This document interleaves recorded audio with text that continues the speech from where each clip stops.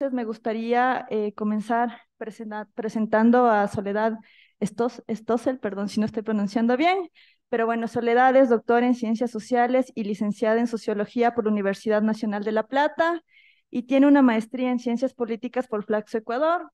También ha sido profesora investigadora visitante en la maestría en Sociología Política de la Flaxo y es becaria postdoctoral del CONICET en Argentina y participa en proyectos de investigación radicados en el Instituto de Investigaciones en Humanidades y Ciencias Sociales de la UNLP de CONICET y también en Flaxo, Ecuador, ¿no? Y también ella nos comenta que actualmente dirige una investigación sobre Estado, corporativismo y democracia en Ecuador. Entonces, pues me gustaría darte la bienvenida, Soledad, agradecerte por tu presencia y como te dije hace un momento, tenemos 20 minutos por cada participación y yo te voy a ir avisando para tratar de respetar el tiempo. Entonces, bienvenida, Soledad. Gracias, gracias Cristina. Bueno, buenas tardes a todas y todos. Bueno, un placer enorme estar acá, compartir este espacio con ustedes. Quiero agradecerle a Santiago Ortiz por la invitación, por haber organizado este evento. Súper importante, ¿no? Para discutir varias cuestiones ligadas a los procesos políticos, a los ciclos de conflictividad. Así que bueno, un placer estar acá. Bueno, yo voy a abordar en estos 15, 20 minutos que tenemos una cuestión que vengo trabajando hace un tiempo, ¿no? Desde distintas investigaciones ligadas, ¿no? A la cuestión del movimiento sindical, el movimiento obrero, tanto en América Latina, pero especialmente en Ecuador. Ahora voy a presentar los resultados de algunas investigaciones específicamente para el caso ecuatoriano. Voy a compartir la pantalla para presentar algunas cositas acá. Bien, ahí se ve. Bueno, la presentación yo la he titulado Encrucijadas del movimiento sindical ecuatoriano ante la crisis estatal y la embestida neoliberal. Eh, o sea, algo que vengo discutiendo y que vengo preguntándome es cuál es la naturaleza y la dinámica del derrotero del sujeto, ¿sí? Del sujeto político sindical en Ecuador. Cuando me refiero al sujeto político se hace una distinción con lo que es un actor social, ¿no? Entonces ahora voy a abordar un poco esa cuestión.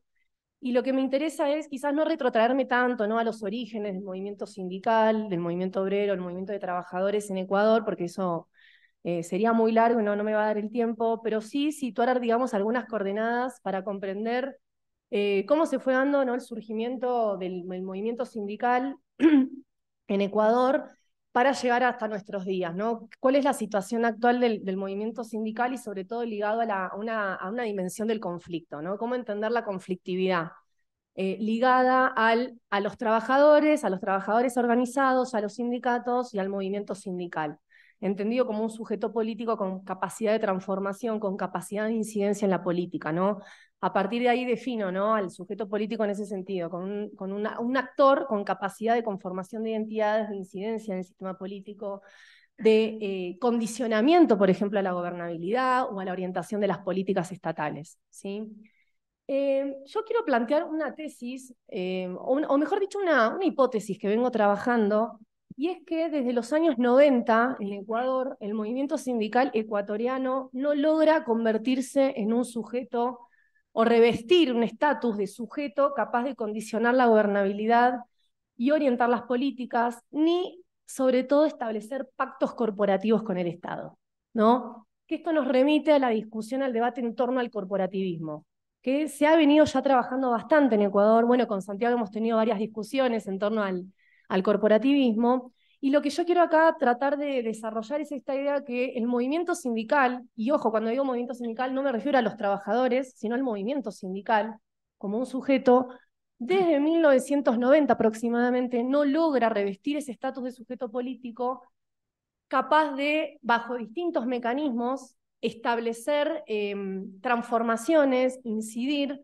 en las políticas, en la gobernabilidad, en la orientación, digamos, del régimen político. Parto de una definición, ¿no? De una definición clásica de Enrique de la Garza Toledo, ¿no? Un estudioso del sindicalismo, ¿no? Sobre todo mexicano, que sostiene que en América Latina podemos caracterizar al sindicalismo bajo dos categorías, ya sea como un sindicalismo revolucionario o un sindicalismo corporativo. ¿Sí? Lo que sostiene Enrique Lagarzo Toledo, ¿no? Para las décadas entre 1950 y 1990 es que en América Latina, obviamente hay diferencias entre los países, pero hay una tendencia general de la instalación de un sindicalismo de corte corporativo, no revolucionario. Por más que, por supuesto, surgen en distintos países vertientes, tendencias dentro del movimiento sindical, revolucionarias, ¿no? De una disputa hacia el capitalismo, con una agenda, ¿no? De transformación radical. Incluso hasta el día de hoy también tenemos en distintos lugares vertientes, ¿sí? Corrientes dentro del sindicalismo que apuntan, ¿no? O que podríamos caracterizar como un sindicalismo revolucionario. Pero siguiendo un poco a De la Garza, Toledo, hay un dominio, ¿no? De un sindicalismo de corte corporativo. Rápidamente, ¿qué entendemos por un sindicalismo corporativo? ¿Qué entendemos por corporativismo? Lo entendemos como un sistema de representación de intereses, ¿no? Que reconoce, desde el Estado se reconocen a ciertos actores, se reconocen ciertos intereses organizados para participar dentro del Estado, para participar, ¿no? Con ciertas cuotas dentro del Estado, ¿no? Esos son, digamos, lo que nos referimos con pactos corporativos, que bueno, después hay toda una tradición en las ciencias políticas que discuten si el corporativismo es democrático o no es democrático, ¿sí? Pero no me voy a meter ahora en esa cuestión porque si no me va a llevar mucho tiempo. Pero lo importante es resaltar esto, ¿no?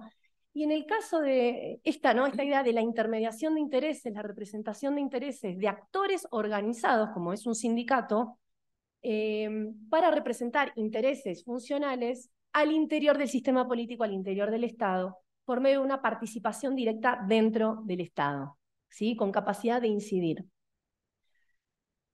Lo que yo sostengo es que desde 1990 aproximadamente, ahora voy a explicar un poco por qué, cuáles son los factores, el sindicalismo ecuatoriano no ha logrado, ¿no? Ni revestir ese estatus de un sindicalismo revolucionario, ¿no? Que eso se pierde sobre todo de algunas vertientes en Ecuador, se pierde sobre todo en 1980, ¿no? Con la caída del bloque socialista y con otros factores, pero tampoco logra convertirse en un actor corporativo, ¿sí? ¿Por qué? Porque los pactos corporativos en un contexto neoliberal, esto ha sido muy trabajado por varios autores, desde los años 80, de los años 90, e incluso esas lecturas también aplican para el momento actual que atraviesa Ecuador. Los pactos corporativos en un contexto neoliberales estaban destinados a garantizar crecimiento económico con competitividad, retracciones salariales a cambio de empleos de baja calidad, por supuesto, ¿no?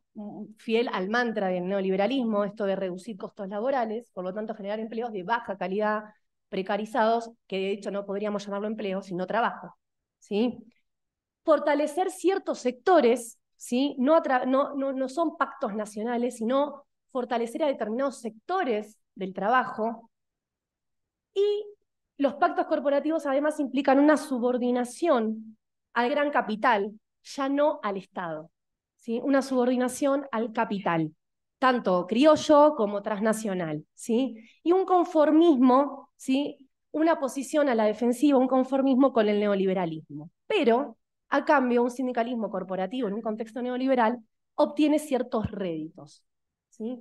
Cosa que yo sostengo que el sindicalismo ecuatoriano no ha logrado. No se ha convertido en un actor corporativo, como han sido los sectores empresariales, ¿sí? Que hoy en día asistimos, ahora en rato voy a ir hacia ahí, asistimos a una captura empresarial del Estado, ¿sí? A una captura corporativa del Estado por parte de sectores del gran capital, del capital nacional, más no de los sindicatos, ¿sí? Cuando hablamos de corporativismo nos estamos refiriendo tanto a organizaciones gremiales empresariales como a organizaciones gremiales sindicales de trabajadores. Entonces, en el caso de Ecuador, sostengo que esto, desde más o menos la década del 90, se viene generando cierta atrofia, ¿sí? Cierta incapacidad para que el sindicalismo, como sujeto, y no los trabajadores, se puedan convertir en un actor corporativo que puedan generar pactos, ¿sí? A través de los cuales obtengan ciertas concesiones, ciertos derechos, ¿sí? Incluso aunque tengan una posición defensiva frente al avance de la derecha y del capital. Bien, vamos a irnos un poco hacia los años 70, ¿sí? Yo coloco la década de 70 como un parteaguas en lo que es el movimiento sindical, porque paradójicamente, a diferencia del derrotero que venía llevando adelante el movimiento sindical en América Latina y sobre todo en el Cono Sur, en Ecuador el movimiento sindical se fortalece entre la década del 60 y del 70. ¿sí? En los años 70 tenemos la conformación del Frente Unitario de Trabajadores y del Frente Popular que cuestionaba el FUT.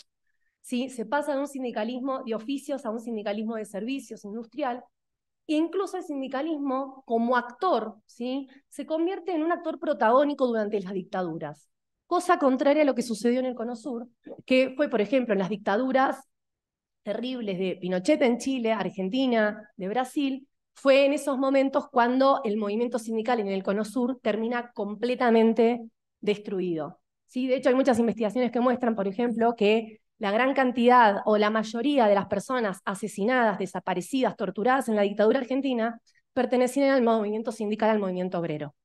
En Ecuador, en la región andina, o en Ecuador voy a decir, pasa algo diferente, que es durante las dictaduras cuando el movimiento sindical se convierte en un actor protagónico de resistencia, ¿sí?, al avance de ciertas medidas que, sobre todo antidemocráticas, que ha adoptado la dictadura, sobre todo de Rodríguez Lara. Es durante este momento que se crea, por ejemplo, el Consejo Nacional de Salarios. Es durante una dictadura en Ecuador que se crea el Consejo Nacional de Salarios, que es una institución corporativa que pervive hasta el día de hoy y que permite, obviamente en condiciones desiguales, a trabajadores y empresarios fijar o discutir el salario mínimo, ¿sí? Bueno, eso se crea durante los años 70, a contracorriente de lo que venía sucediendo, como decía, en el Cono Sur. Es el momento, durante 1971 y 79 se constituye el 42% de las organizaciones de trabajadores, con un promedio anual de 21% que supera largamente los periodos que van desde 1920 hasta 1990. En estos 70 años, la mayoría de organizaciones sindicales se crean en la década del 70. ¿Sí? Acá tenemos algunos cuadritos rápidos, ¿no? Bueno, ahí está la fuente, donde vemos, ¿no?, que durante 1970 hasta 1900, fines de los 80, se crean la mayoría de organizaciones sindicales. La mayoría de organizaciones sindicales son del sector privado, no del sector público. ¿Sí? Esto es importante, porque el neoliberalismo viene instalando, ¿no?, este mito de que la gran cantidad de trabajadores son del sector público. Y eso es un error. ¿Sí? Eso es un mito, ¿sí?, que deliberadamente quieren instalar desde ciertos sectores para sostener esto de que hay que recortar el Estado, ¿no? Hasta el día de hoy, la mayor cantidad de trabajadores son del sector privado, y esta es una tendencia que viene desde 1970. ¿Bien? Ahora bien, ¿qué pasa? ¿Cómo es que llegamos a esta situación caracterizada por una atrofia, diría, del movimiento sindical para convertirse en un actor político, o mejor dicho, en un sujeto político con capacidad de condicionar la gobernabilidad, con capacidad para dirigir, ¿no?, orientar las políticas públicas? Voy a pasar rapidísimo por esto, porque si no, no voy a llegar, me quedan 10 minutos nada más, ¿no? Y vemos una serie de cuestiones, son 7 puntos, ¿sí? Por un lado tenemos también que ¿no?, cuando retorna la democracia a Ecuador, tenemos gobiernos antidemocráticos, como el de León Febres Cordero, ¿no?, autoritarios, que persiguen deliberadamente a los trabajadores, a las organizaciones sindicales, ¿sí? Cae el bloque socialista, se pierde la referencia anticapitalista, ¿no? Los sindicatos tienen que cambiar de estrategia. Las organizaciones sindicales comienzan a generar cierta distancia con la sociedad y con los partidos políticos. Ecuador es uno de los pocos casos en América Latina en donde el movimiento sindical no forma parte orgánicamente o no se relaciona orgánicamente con los partidos políticos. ¿Sí? Y cuando me refiero al movimiento sindical, estoy pensando en las centrales sindicales, como por ejemplo en un Frente Unitario de Trabajadores. Es decir, en Ecuador no tenemos vínculos orgánicos entre el movimiento sindical y algún partido político, como es en el caso del peronismo en Argentina, la CGT con el peronismo, la CTM con el PRI en México, o la CUT con el Partido de los Trabajadores en Brasil hasta el día de hoy. En Ecuador no tenemos eso. Sí, por supuesto, tenemos ciertos sindicatos que orgánicamente se relacionan con determinados partidos políticos, ¿sí? Podríamos pensar, no sé, la UNE con el MPD, etcétera, ¿sí? Pero no hay un vínculo orgánico entre centrales sindicales y partido político.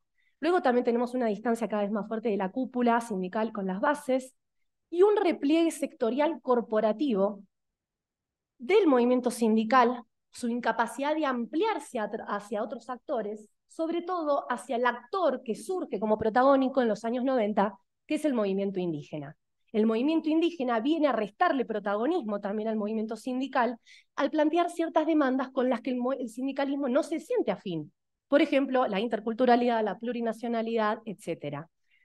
tenemos que durante los 90 se produce, el séptimo punto, después voy al sexto, el séptimo punto que es clave, que es el avance de la implementación del neoliberalismo. ¿Sí? Se produce una transformación del capitalismo, se avanza un régimen de acumulación neoliberal con toda la serie de medidas que ya conocemos, que son parte del modelo neoliberal, que termina, digamos, por mermar la fuerza del sindicalismo ecuatoriano. A pesar de eso, durante los años 90 sí encontramos ciertas acciones, ciertos eventos en los que el sindicalismo, sobre todo el sindicalismo público, de trabajadores públicos, ha logrado al menos frenar, ¿no? Desde una posición defensiva, frenar ciertas medidas, como era la intención en el gobierno de Sixto Durán Ballén, con una consulta popular, de privatizar empresas públicas. Es el sindicalismo público el que sale a las calles, ¿sí? El que luego de varios años de atrofia, de debilidad, logra recuperarse y salir al espacio público a frenar ciertas medidas. Pero todo lo que son organizaciones del sector privado, organizaciones sindicales, siguen entrando en una debilidad. Tenemos toda, no me da el tiempo, ¿no? para enunciar todas las leyes que se aprueban entre 1990 y 2000, ¿sí? En esa década, pero son todas leyes orientadas a instalar un régimen neoliberal del trabajo. Por ejemplo, la modificación del Código de Trabajo, por ejemplo, la ley que establece que se requieren más trabajadores para conformar un sindicato, que sigue vigente hasta el día de hoy. Ecuador es el país en el que es más dura, más exigente la ley para conformar sindicatos. En 1996 se pasa de 15 a 30 trabajadores como requisito para conformar un sindicato, ¿no? Lo cual era parte de las medidas deliberadamente neoliberales de disciplinar a la clase trabajadora, ¿no? Entonces tenemos toda esta serie de medidas, de leyes, la última, la de Gustavo Noboa, conocida como la Trole 1, dirigida a flexibilizar el trabajo, a mermar la capacidad de organización de los trabajadores, ¿no? Voy a pasar rápido. ¿Qué pasa, ¿no? con, bueno, la CTE, el FUT, adoptan distintas posiciones, pero son posiciones sobre todo defensivas, ¿sí? De defensa de lo que se había conquistado hasta el momento. Las grandes conquistas laborales no se consiguen en los años 70, en los años 80. Se consiguen en los años 20, en los años 30, en los inicios del movimiento sindical. De hecho, el último libro de Valeria Coronel reconstruye excelentemente, ¿no? En una perspectiva histórica, cómo los distintos movimientos, organizaciones sindicales logran, con vínculos partidarios, ¿no? logran institucionalizar ciertos derechos que son los que hoy están reconocidos. Bien, voy a pasar rápido. ¿Qué pasa con el ciclo político post-neoliberal desde el 2008? ¿Sí? Ahí hay un cambio, no diría del movimiento sindical, porque el movimiento sindical yo creo que no se revitaliza. A diferencia de lo que sostiene cierta literatura en América Latina, de que se habla mucho de la revitalización sindical, en Ecuador no se revitaliza. Lo que yo sostengo es que lo que se revitaliza, y esto lo podemos ver por medio del nivel de conflictividad, que ahora voy a mostrar algunos gráficos, es la presencia de los trabajadores en el espacio público a partir de una decisión desde arriba, desde el Estado, y no debido a un pacto corporativo. Ustedes saben, ¿no? Se ha hablado mucho de que cuando asume Rafael Correa el gobierno en el 2007, comienza una política de descorporativización. Esta política de descorporativización significaba sacar del Estado a todos los actores privados con intereses particulares que controlaban ciertas gestiones del Estado.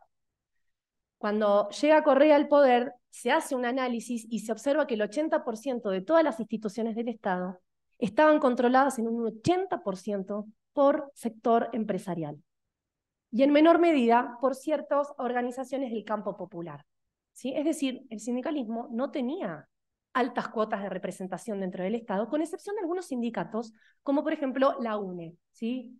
la Unión Nacional de Educadores, que por eso vemos después el enfrentamiento que hay entre este sindicato y el gobierno de Correa. Pero en términos generales, como movimiento sindical, el movimiento sindical no era un actor corporativo, que tenía grandes cuotas de representación y de participación dentro del Estado. Por eso lo que yo sostengo es que la política descorporativizadora no afecta al movimiento sindical, porque el movimiento sindical nunca fue corporativo.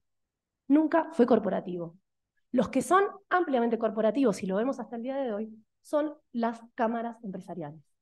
Las cámaras empresariales, por medio de un montón de mecanismos, han tenido la capacidad desde los años 90, con la excepción de esa década correísta, de incidir directamente en el Estado por medio de mecanismos como puertas giratorias, financiamiento de campañas, lobby, etc. El movimiento sindical no, con excepción de algunos, como decía, la Unión Nacional de Educadores y los sindicatos petroleros, que cuando llega Correa, con esta política descorporativizadora, logra quitarle la representación a estos sindicatos. Y por eso, en parte, debido a eso, es que se genera el ciclo de conflictividad laboral que vamos a ver ahora.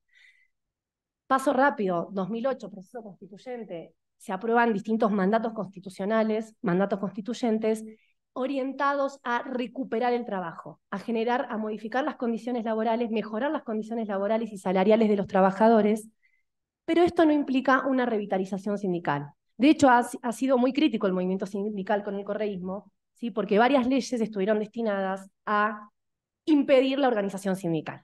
Sí, que eso es cierto.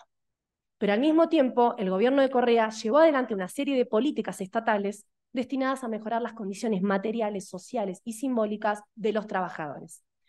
Si vamos rápidamente a algunas cifras de conflictividad, esta es una base de datos que hemos elaborado con Franklin Ramírez, ¿no? Que él coordinó el Observatorio de Conflictividad, y vemos que en el periodo 2007-2012, el actor que más activa conflictos en estos 6 años, 5 o 6 años, son los trabajadores, ¿sí? No es el movimiento indígena, no son los estudiantes, no son las cámaras empresariales, sino que son los trabajadores, organizados y no organizados. Y si nos metemos dentro de esto, vemos que la mayor cantidad de conflictos son activados por trabajadores no organizados. Es decir, el movimiento sindical no tiene el protagonismo en este ciclo de conflictividad laboral, sino que lo tienen los trabajadores no organizados, y esa es una tendencia que se mantiene hasta ahora. Hoy en día, ante ante un retorno neoliberal y la avanzada de una derecha autoritaria, vemos que son los trabajadores no organizados, o mejor dicho, que se autoorganizan por fuera de las estructuras clásicas del sindicato. Por ejemplo, hace unos meses tuvimos un conflicto acá cerca de los trabajadores de la Cervecería Nacional, que reclamaban por las utilidades que no les fueron pagadas, ¿sí? O tenemos, por ejemplo, los conflictos, que claro, la prensa no los visibiliza, pero tenemos los conflictos, por ejemplo, de todo lo que son trabajadores de plataformas, ¿sí? Conductores, repartidores de las plataformas, que incluso acaban de autoorganizarse en un sindicato y están luchando para que su sindicato sea reconocido. Pero esto opera por fuera de las estructuras sindicales clásicas, ¿sí? Entonces, acá sí tenemos un problema político. Más allá que es un problema académico, tenemos un problema político, ¿no? De pensar qué está pasando con los trabajadores. Cómo el neoliberalismo y el retorno neoliberal que se produce con Lenín Moreno en mayo del 2017 profundiza esa debilidad organizativa, profundiza o debilita las condiciones materiales en las cuales los trabajadores, ¿sí?, pudieron operar. De hecho, este nivel de conflictividad no sí llama la atención que sean los trabajadores. Por eso yo digo que hay una revitalización de los trabajadores más no del movimiento sindical. Bien, tengo algunos gráficos más. Este me interesa. ¿Cuánto me quedan? 5 minutos. Bueno, cierro entonces. También vemos que cuando termina el periodo del correísmo, vemos que también no solo hay una debilidad organizativa, sino hay una fragmentación sindical. Una fragmentación sindical, muchos sostienen, bueno, pero fue una fragmentación sindical buscada por el propio Correa. Yo siempre pongo un poco de reparos a eso, porque si no es pensar que los actores no tienen capacidad de agencia, que los actores son manipulados, ¿sí?, que los actores no tienen capacidad, no tienen recursos, y eso no es así. Esta fragmentación ya venía dándose desde hacía por lo menos 15 años, ¿sí? Ya para terminar, ¿qué está pasando ahora? Lenín Moreno, Guillermo Lasso, en esa continuidad, se vuelve a instalar el neoliberalismo, se instala por medio de lo que llamamos captura estatal, ¿sí? La captura del Estado por medio de las cámaras empresariales, la designación de Richard Martínez en el Ministerio de Finanzas en el año 2018, ¿sí?, es paradigmático de esa captura empresarial. Richard Martínez, saben que era presidente del Comité Empresarial Ecuatoriano, es designado ministro de Finanzas, y lo que se propone desde el primer día es llevar adelante políticas para flexibilizar el trabajo, ¿no?, siguiendo este mantra neoliberal de reducir los costos laborales. Se aprueba la ley humanitaria en un contexto de pandemia, de emergencia sanitaria, donde la sociedad está imposibilitada de salir a reclamar, a protestar. se había intentado aprobar el año anterior, se aprueba en el año 2020, y es llamativo que en la discusión legislativa, cuando se aprueba la ley humanitaria, que es la ley, tiene varios artículos que son súper, ¿sí? Restrictivos, o mejor dicho, son un retroceso de los derechos laborales, incluso varios de esos artículos son inconstitucionales, ¿sí? Y en ese debate legislativo, como muestra, por ejemplo, la tesis de Laura Duarte, no hay presencia de sindicatos. En ese debate legislativo, ¿sí? Haciendo un análisis de quiénes participaron esos días en la discusión, solo están las cámaras empresariales y sobresalen el sector bananero. El movimiento sindical no está. No sabemos si no estuvo invitado, si no quiso participar o qué, pero lo cierto es que no tuvo presencia en ese debate legislativo. Por suerte, hace poco se acaba de derogar esa ley, pero continúa, ¿no? Digamos, este avance neoliberal que ataca principalmente a los trabajadores, ya ni siquiera al sindicalismo, sino a los trabajadores como tal. Y creo, para cerrar, en parte se debe a esta incapacidad del movimiento sindical de convertirse en un sujeto político, aunque sea corporativo, porque el corporativismo implica ciertos pactos, ¿no? Muchas veces implica una subordinación, pero también el corporativismo puede significar la capacidad de participar directamente dentro del Estado, ¿sí? En beneficio del interés, ¿sí? De los intereses de los trabajadores o de un interés general. Entonces, con esto cierro y en todo caso después lo seguimos discutiendo. Gracias.